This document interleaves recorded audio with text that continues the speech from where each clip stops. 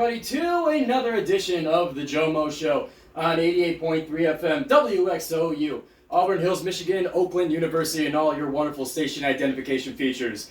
I am your host of the GioMoShow, Giovanni Mosheri, your sports media director here at WXOU, and the GioMoShow is your home for all Oakland University athletics and beyond on 88.3 FM. Very glad to be back in the studio here. Finals are over. The semester is done, and we are free to focus all our attention, our time, and our efforts onto all the things we've been waiting to do after the semester. For me, that's two things. That is my radio show here. That is the GioMoShow. We're looking to expand the platform here in many different ways, very many exciting ways, and also my garden at home, but we're not going to talk about that too much. But the summer is here. We're very happy about it, and we wish a big congratulations to all the seniors that have graduated this year, all those who have achieved their degrees that are going to be walking the stage in their wonderful flat hats and a dress, and all those wonderful graduation things. So don't forget to follow WXOU on our MAB award-winning social media platforms, and while you're at it, you can give me a follow as well.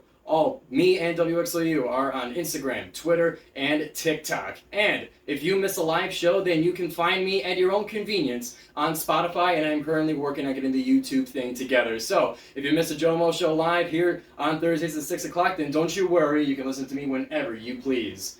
And we got a lot to go through today. We already started about a minute late. Not a big deal. We can get right through it. Biggest thing I want to give you guys a heads up on is we have a fantastic guest coming into the studio at about 6:30 for the second half of the GioMoShow. That is the captain of the Oakland University Rocket League team, Eddie Azam, otherwise known as, in the gaming world, Roz. He's going to be coming into the studio. I can't wait to talk to him about him, and learn all the things about Oakland University Rocket League and Esports as a whole. It's a new world for a lot of people, and it's an honor and a pleasure of mine to be able to kind of share a little bit of that world with you and be that avenue for you. And in addition to that, we got our typical GioMoShow classics. We're going to be talking about softball. We're going to be talking about baseball. And, if time permits, the NFL draft is today. I'm not unaware of it. It's the biggest thing today. The NFL draft is going to be definitely the biggest sports story of the day, and I'll get you through it. I'll get you through to about 7 o'clock, so then you'll have only one more hour until the draft, as it starts at 8 o'clock. We also have a little bit of the NBA playoffs we want to touch on a little bit, kind of talk about the series that have finished and some of the ones that are still going and are soon to conclude, and we'll talk a little bit about who is on or off fraud watch and who is either cross fraud watch into fraud territory or has crossed the other way into not fraud territory. So we got definitely a lot to talk about here, and without wasting any time, we're just going to dive right in, starting with softball. So we're getting close to the Horizon League tournament here, as it does start in a couple of weeks. May 10th is the first round of the Horizon League tournament for softball. Since the last episode of the GioMoShow, softball has competed in a few games here. We got competed in quite a few games actually, because I wasn't here live on Thursday due to exams. Sorry, I'm a student too. But we're going to take you through a few games. We're not going to get quite into the details we usually do in terms of who got the home run and the runs and stuff. We got to kind of keep things moving here to make sure there's enough time for our wonderful guest.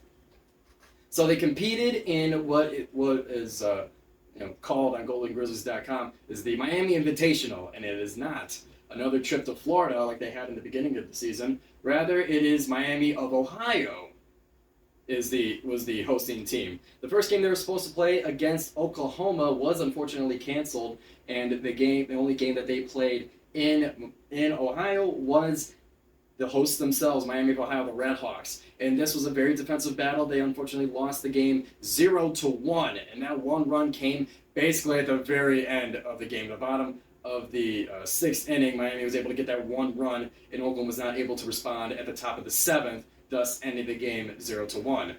And then the next day, they made a little trip to Louisville, Kentucky to face their Cardinals and face them in a doubleheader. And the Grizzlies did unfortunately take some punishment facing the Cardinals, as they lost game 1 5-10, and then they were run ruled in the second game of the doubleheader 1-9, game ending in 6 innings. And then on their way back home to the state of Michigan, they made a stop in Kalamazoo, where they were planning to face the Western Michigan Broncos, but unfortunately the game was canceled. So they came all the way to Kalamazoo for no game. But when they finally came back home, they faced Horizon League rival Cleveland State at the Oakland softball field. The game 1 was taken by Oakland with a final score of 4-1. Oakland went up 3-0 after the first inning, and then from there it was all up to, it was Cleveland State's job to kind of catch up to those 3 runs, but that is not what ended up happening. Oakland was able to keep them at arm's distance, adding on another run to that lead, and ending with the final score of 4-1. So Oakland, they took the lead early and then just kept it the entire way. But game 2 was Cleveland State's as they responded with a win of their own. This one was a close one. Cleveland State winning it 4-3. Cleveland State, they scored all 4 of their runs just in the 3rd inning, and Oakland was not able to complete the comeback. They got close, but they were not able to pile on the runs enough to overcome the 4 runs that Cleveland State had. But game 3 was revenge for Oakland as they waxed the Vikings 8-0, ending it in 5 innings, and thus winning the series 2-1. And then their next series, a series that is currently going on right now, Oakland Grizzlies are in Moon Township, Pennsylvania at Robert Morris to face the Colonials. And let me pull up the score right now as game 1 probably has concluded by now as it started at 2:30, and game 2 is looking to be going on currently. So let me give you the scores and the updates of the series against the Colonials in just a little bit here. And like I was saying, with softball, the Horizon League tournament is coming up soon. There's only a few more series left in the season, and this one against Robert Morris is very important, as Robert Morris and Oakland are pretty tight in the Horizon League rankings. I'll give you we'll give you the updated standings in just a moment here. Robert Morris, the game 1 against Robert Morris, Oakland did win it 3-0, so they're 1-0 lead in the series so far. And in game 2 of the doubleheader, currently OU is down 4-2 against the Colonials. Currently in the 5th inning, 1 out, with Oakland at bat right now.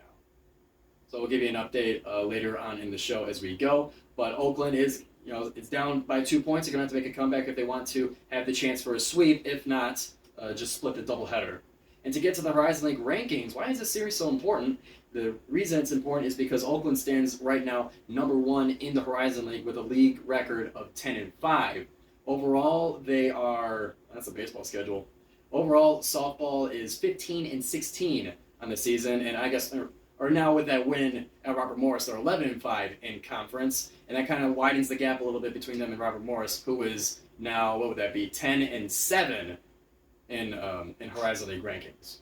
So this series, in first place in the Horizon League, is up for grabs. So very important series. And that's about the update for your softball. We got some time here. Let's go right into some of the baseball coverage. This one, for baseball, the Horizon League championships are not for a couple weeks after the softball, so there is still quite a bit of time in the season right now. And to take you through the past couple weeks of baseball, the whole season, Oakland has seemed to be a team of streaks. They would have a 3-game winning streak, and then they would go down 4, and they would have a 5-game, and then have a 6-game slide. And this kind of this past week and a half-ish, 2 weeks, reflects that as well. So to kind of start things off, after their loss to Michigan State, that was on April 12th, Oakland did get swept by Northern Kentucky, who was currently ranked 2nd in the Horizon League, losing Game 1 5-11, Game 2 6-7, a very close one, and losing Game 3 3-9.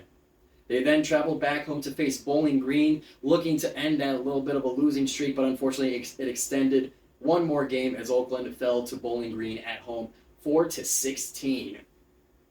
But then that's when things started to turn around. That's when the streak went the opposite way. That was Tuesday they faced Bowling Green, and the next day, April 19th, that was on a Wednesday, in a very close game, Oakland was able to beat the Eastern Michigan Eagles 9-7. In that game, the score was 9-5 going into the ninth inning, and Eastern Michigan was able to get 2 runs in the top of the ninth with a chance to tie or win the game. But Oakland did put a lid on the scoring, leaving them victorious, winning the game 9-7 against the Eastern Michigan Eagles. Moving on to they're continuing a homestand. They continued a little homestand there, and they hosted Youngstown State. The Penguins came into town.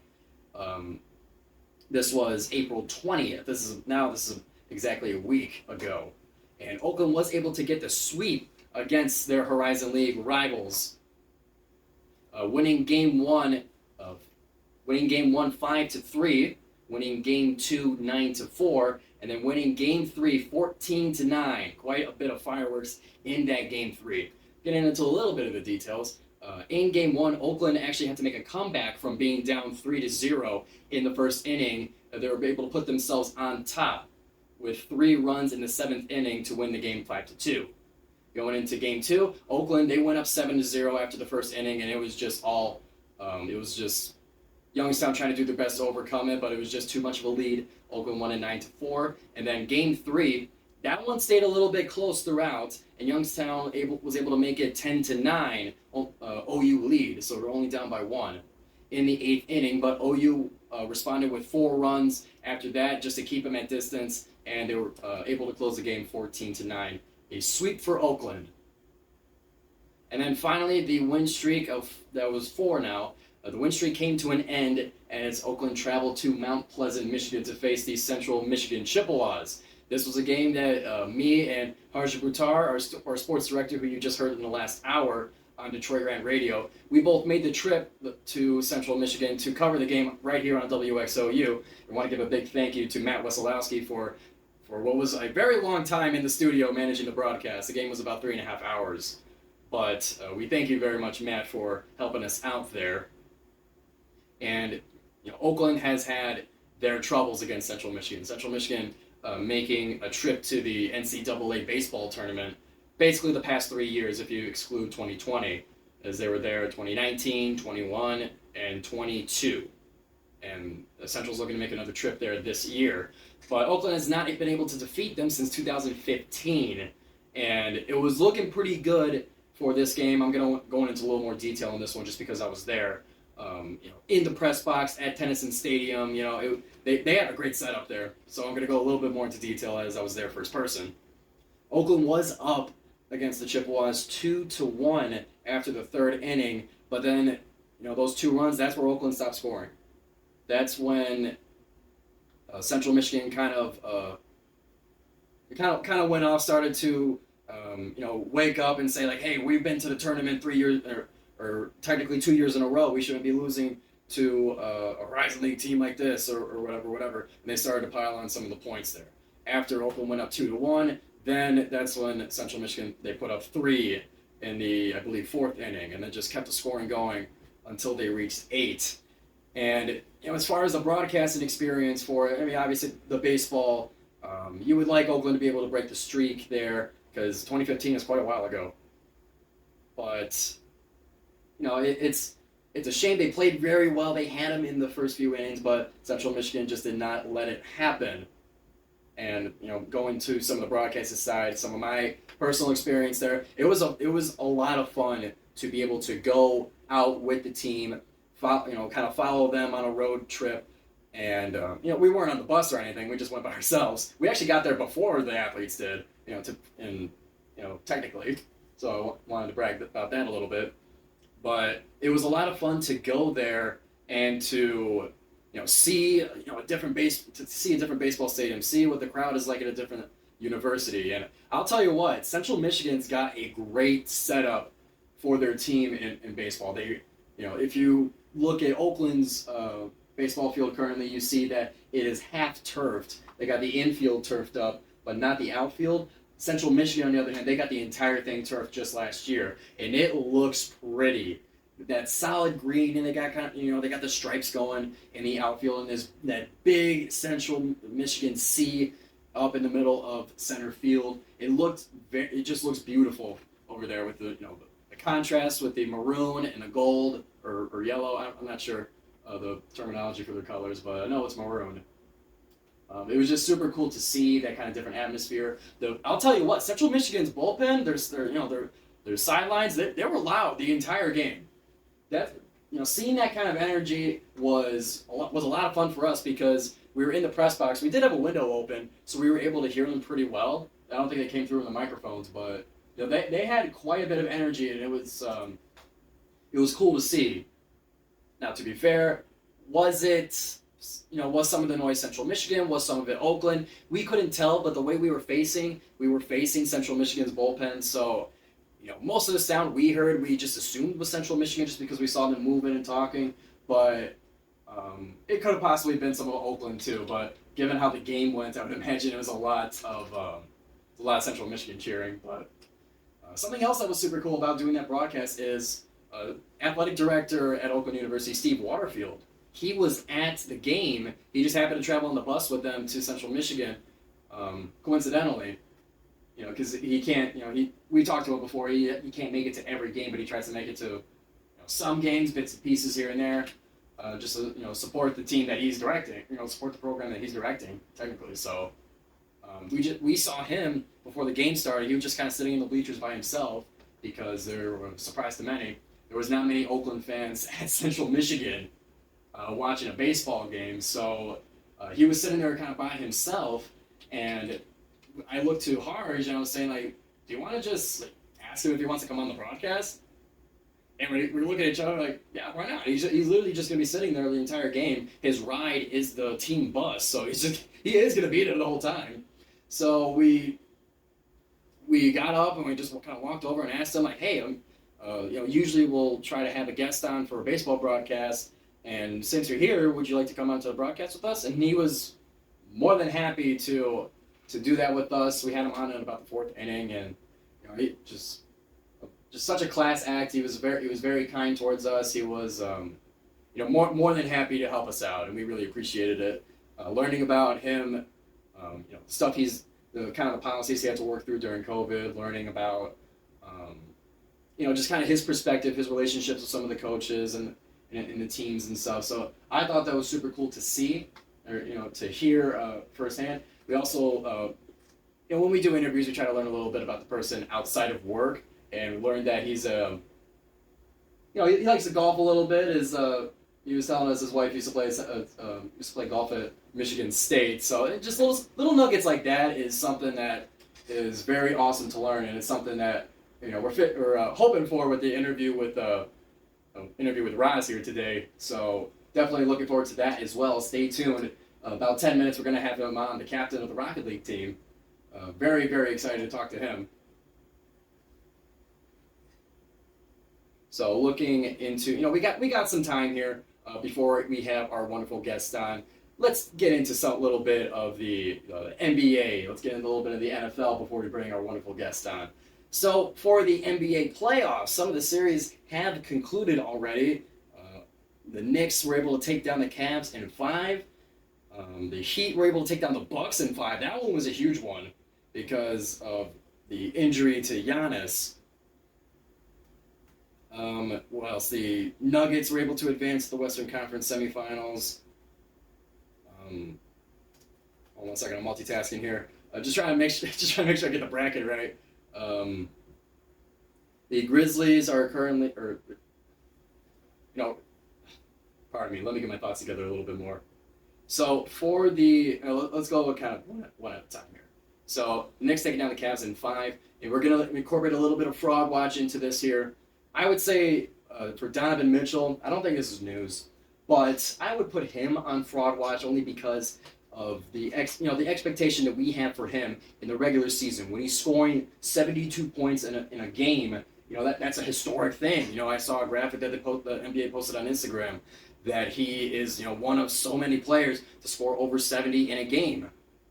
And, to be alongside such legends, I can't recall the names right now. I mean, Kobe obviously, with his 81 points, but, you have that kind of historic scoring at some points, but then there's other times where he's just, gone. Where he's, you need him to be that guy, and Spider just can't do it.